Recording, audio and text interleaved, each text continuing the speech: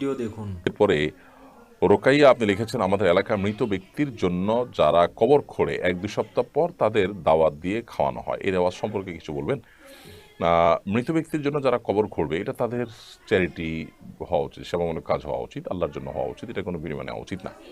আর যদি আহ, কোনো প্রতিষ্ঠানের তরফ থেকে কাউকে আপনার শ্রমিক হিসাবে নিয়ে কাজ করানো হয়, তাহলে সেক্ষেত্রে তিনি পারিশ্রমিক দিবেন, ভিডিও ভিন্ন শেয়ার কথা। বাট করুন। যিনি কাজ করবেন আহ, তিনি দায়িত্ব হিসাবে যখন কাজ করছেন সমাজের অংশ হিসাবে, তখন তিনি আল্লাহর জন্যই করবেন, কোনো বিনিময় দেওয়া উচিত না।